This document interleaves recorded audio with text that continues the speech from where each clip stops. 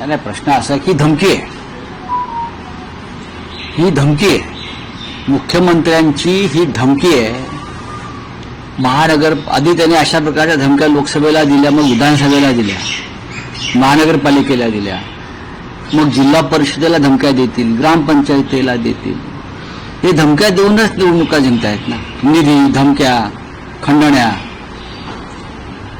त्यानंतर कायद्याचा गैरवापर. मुंबई त्यांना जिंकायची आणि ते कशा पद्धतीनं निवडणुका जिंकतात. फडणवीस आणि कंपनी किंवा मोदी कंपनी, शहा कंपनी, ही म्हणजे ईस्ट इंडिया कंपनीचे हे पार्टनर आहे सगळे. Extended branch of east India company. त्यांचं हेडक्वार्टर सुरतला आहे. आता मुंबई जिंकायची आणि अमित शहांच्या पायाशी टाकायची व्यापाऱ्यांच्या, हे यांचं धोरण आहे. जसं पोर्तुगीजांकडून ब्रिटिशांनी घेतली मुंबई, मग ती ह्याला भेट दिली, त्याला नजराणा दिला, तसं देवेंद्र फडणवीसांना मुंबईचा नजराणा East India Company private limited Surat यांना द्यायचं आहे किंवा अहमदाबाद यांना द्यायचं आहे. आणि त्यासाठी त्यांची सगळी ह्या धमक्या, दहशत, आर्थिक उलाढाली सुरू आहेत.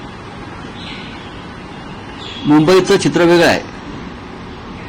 विधानसभा तुम्ही ज्या पद्धतीने जिंकलात त्यामुळे तुमची आंतरराष्ट्रीय स्तरावर छिथू झाली आहे.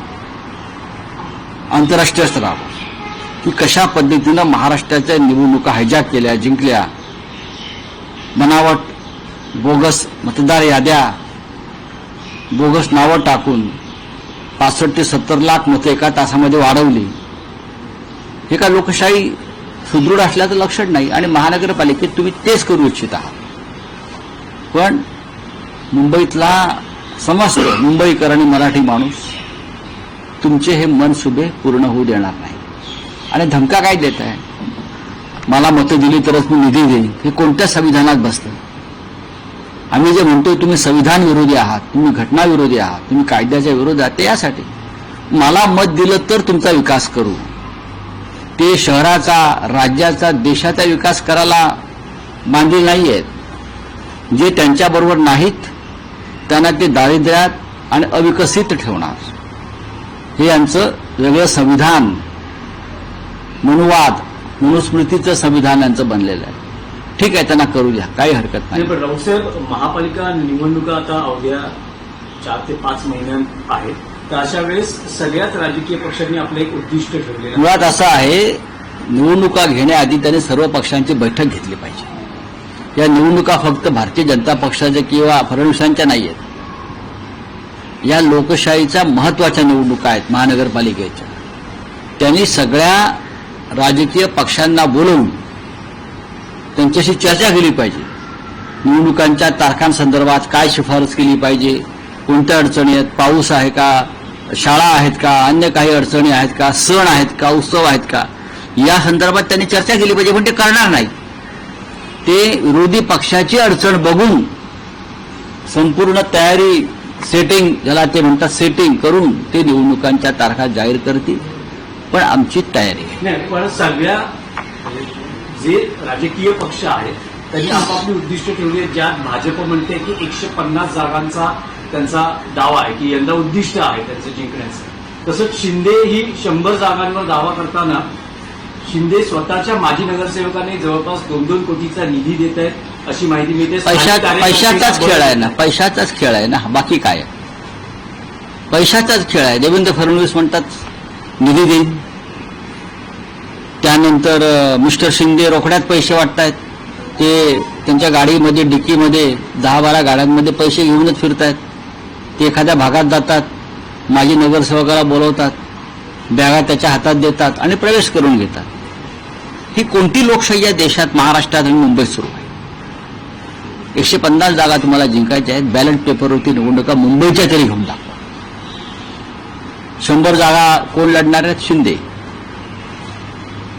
रूढ अर्थाने पाहिलं तर त्याच्याकडे 100 कार्यकर्ते नसतील. 100 चांगले कार्यकर्ते त्यांच्याकडे नसतील. हा फक्त निधी आणि पैशाचा खेळ आहे. गुळाच्या ढेपेला, या सगळ्या गुळाच्या ढेपा आहेत. अजित पवार, एकनाथ शिंदे आणि हे देवेंद्र फडणवीस ही ढेप जरा मोठीच आहे. या गुळाच्या ढेपांना हे सगळे चिकटलेले मुळे आहेत. आज या ढेपेला चिकटलेत, उद्या सरकार बदललं ते दुसऱ्या ढेपेवर जातील.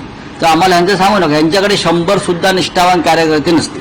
राऊसाहेब, मध्यंतरी चर्चा होते की राज ठाकरे आणि उद्धव ठाकरे एकत्रीकरणाची, पण राज ठाकरे यांच्या नव्या मुलाखतीत असं दिसतं आहे की ही शक्यता मावळली आहे. यासाठी कारण अगोदरच्या मुलाखतीत राज ठाकरेंनी जी भूमिका मांडली होती राज उद्धव एकत्रीकरण किंवा युतीच्या संदर्भात, त्यात तेच असं म्हणतं आहे की तसा काही हेतू नव्हता किंवा माझ्या विधानाचा आपापल्या पद्धतीनं अर्थ काढला गेला. मला राज ठाकरेंनी मुलाखत दिली आहे किंवा राज ठाकरेंनी एक दुसरी मुलाखत दिली आहे म्हणून युतीचा विषय चर्चेला आला असं मी मानत नाही.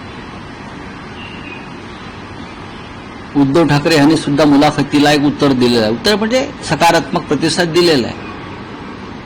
मुलाखतींवरती चर्चा ठरत नाहीत ना. मुलाखतींवर चर्चा ठरतात का? आता एकनाथ शिंदे आणि फडणवीस हे समोर आल्यावरती फार गोड बोलतात, पण तसं नाही आहे ना. मिठ्या मारतील, बाजूला बसतील, एकमेकाकडे बघून नेत्रपल्लवी करतील, पण प्रत्यक्षात तसं चित्र आहे का? तसं चित्र नाही. त्याच्यामुळे राज ठाकरेंच्या दोन्ही मुलाखती, तिन्ही मुलाखती यापेक्षा प्रत्यक्षात काय चाललं हे आम्हाला माहिती आहे. आम्ही स्वतः माननीय उद्धव ठाकरे साहेब आणि शिवसेना हे MNS म्हणजे मनसेबरोबर राज ठाकरे यांच्या नातं जोडायला नक्कीच आमची सकारात्मक भूमिका आम्ही त्या संदर्भात ठेवलेली आहे. आणि कोण काय बोलते त्यापेक्षा ठाकरे काय बोलतायत पडद्यामागे, मुलाखतीच्या माईकवर नाही. राऊतसाहेब, तुमचं लोडेड विधान आहे. याआधी युती हा शब्द होता, आता तुम्ही म्हणतात नातं जोडायला. कारण नात्यात ओलावाही असतो, प्रेमाचा ओलावा असतो, आपुलकीचा ओलावा असतो. बघा, महाराष्ट्राच्या ओलावा अजूनही महाराष्ट्राच्या जनतेच्या मनात आहे. महाराष्ट्राच्या जनतेच्या मनात हा विषय आहे आणि दोघांवरही जनतेचं प्रेशर आहे, मराठी जनतेचं. हे तुम्हाला मी सांगतो. हे जसं प्रेशर भावनिक आहे तसं राजकीय सुद्धा आहे. मराठी माणसाला मुंबईवरती आपला अधिकार कायम ठेवायचा असेल, हक्क ठेवायचा असेल आणि ईस्ट इंडिया कंपनी सुरत कंसा private limited proprietored by Amit Shah, Devendra Fadnavis, Narendra Modi वगैरे वगैरे सगळे आणि त्यांचे इतर बाकी शेअर होल्डर्स मुंबईचे, त्यांच्या जबड्यातून मुंबई वाचवायची असेल तर मराठी माणसाला सर्व काही विसरून एकत्र यावं लागेल. मराठी माणसाला ताठ मानेनं या मुंबईत जगायचं असेल तर सर्व मतभेद, सर्व जळमट आणि किलमिश दूर ठेवून आपल्याला एकत्र यावं लागेल. ही शिवसेना पक्षप्रमुख उद्धव ठाकरे यांची अत्यंत महत्वाची भूमिका आहे. उद्धव ठाकरे यांचं मन हे विशाल आणि मोठं आहे. त्यांनी आम्हाला सांगितलेलं आहे, आम्ही चर्चा केलेली आहे, माझी कालही चर्चा झालेली आहे आणि आपण या संदर्भात सकारात्मक पाऊल टाकायला हरकत नाही. ही भूमिका आमचे पक्षप्रमुख शिवसेना प्रमुख बाळासाहेब ठाकरे यांचे सुपुत्र ज्यांनी मराठी माणसासाठी शिवसेना स्थापन केली ते माननीय उद्धव ठाकरे यांची ही एकदम मनसे आणि दिलसे भूमिका आहे. मराठी माणसाचं अहित होता कामा नये. मराठी माणसाच्या मनामध्ये काही योजना असतील, काही इच्छा असतील तर त्या पूर्ण करण्याच्या संदर्भात आपल्याला मागे हटता कामा नये. तीच माननीय बाळासाहेब ठाकरे यांना मानवंदना ठरेल. रावसाहेब, आणखी एक राज ठाकरेंचं या बैठकीतलं विधान किंवा भूमिका होती. त्यांना प्रश्न विचारण्यात आला की दिल्लीतून ठाकरे आणि पवार ब्रँड संपवण्याचा प्रयत्न होतोय का? तर त्यावर ते म्हणाले की होय, पण ठाकरे आणि पवार ब्रँड संपणार नाही, हवं तर मी कागदावर लिहून द्यायला तयार आहे. ते बरोबर बोलतायत आणि आम्ही तेच सांगतो. हे जे आहेत ईस्ट इंडिया कंपनीचे मालक जे दिल्लीत बसलेत, गुजरातमधून गेलेले, त्यांची ही भूमिका आहे की जोपर्यंत ठाकरे आणि पवार ब्रँड संपत नाही तोपर्यंत मुंबईसह महाराष्ट्राचे तुकडे करता येणार नाही, आपल्याला गिळता येणार नाही. ही आर्थिक राजधानी आणि आर्थिक राज्य एवढं मोठं, आणि त्यासाठी आधी ठाकरे आणि पवारांना संपवा, नष्ट करा वेगळ्या वेगळ्या माध्यमातून. त्यासाठीच तर त्यांचे पक्ष तोडले, त्यांच्या लोकांना तुरुंगात टाकलं, त्यांचं चिन्ह काढून घेतलं, पक्ष काढून घेतला. ही जी त्यांची भूमिका आहे या ईस्ट इंडिया कंपनी सुरतची, ती त्यासाठीच आहे. पण ब्रँड संपलेला नाही. लोक ठाकरेंच्या आणि पवारांच्या मागे अजूनही आहेत. तुम्ही बोगस वोटर लिस्ट निर्माण करून निवडणुका जिंकलेला आहात. आणि मी तुम्हाला आता खात्रीनं सांगतो, या देशातून मोदी आणि शहा आणि फडणवीस ही नावं पुसली जातील, कारण त्यांनी देशासाठी काहीच केलेलं नाहीये, महाराष्ट्रासाठी काही केलेलं नाही, मराठी माणसासाठी काही केलेलं नाही. कट कारस्थानामुळे कोणी लक्षात राहत नाही. भरीव असं कार्य केलेलं आहे माननीय बाळासाहेब ठाकरेंनी आणि शरद पवार साहेबांनी. त्याच्यामुळे ही नावं, जसं यशवंतरावाला आम्ही विसरत नाही, चव्हाण साहेबांना, वसंतदादा पाटलांना आम्ही विसरत नाही, कर्मवीर भाऊराव पाटलांना विसरत नाही. लक्षात घ्या, महात्मा गांधींना विसरत नाही आम्ही, टिळकांना विसरत नाही आम्ही. त्याप्रमाणे जब तक सूरज चांद रहेगा, बाळासाहेब ठाकरे आणि शरद पवार ही ब्रँड राहतील इथे. योग्य आहे.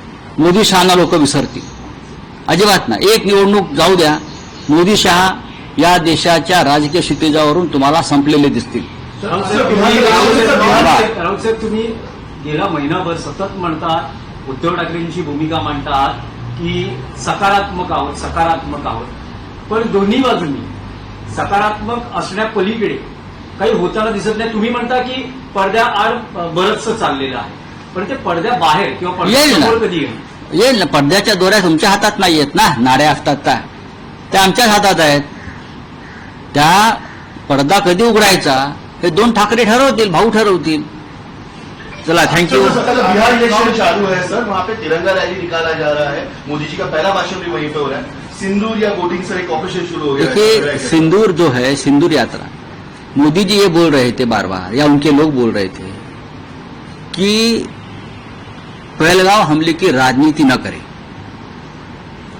हमको कहा था कि जो पहलगांव जो हमला है, जो हमारे 26 माता और बहनों का सिंदूर उजाड़ दिया है, उनकी राजनीति मत करो.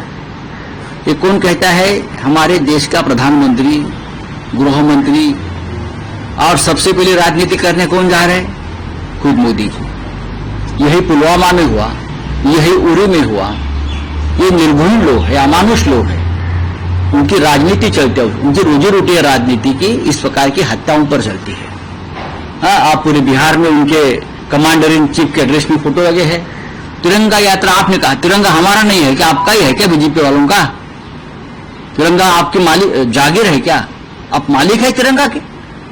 ये महाराष्ट्र में तिरंगा यात्रा निकाल रहे हैं, सिंदूर यात्रा निकाल रहे हैं. सिंदूर आपकी वजह से उजाड़ गया है 26 हमारे महिलाओं का. गृह मंत्री जी का इस्तीफा मांगने के लिए सिंदूर यात्रा निकालो. ये गृह मंत्री जिम्मेदार है, ये मोदी जी जिम्मेदार है. ये जो चल रहा है ना, हम सब एक साथ है, वी आर यूनाइटेड, ये सब नौटंकी है. ये अपना राजनीति कर रहे हैं और अपोजिशन को विदेश भेज रहे हैं, और यहां बैठकर लोग राजनीति, पूरे कारस्थानी लोग हैं. चलिए.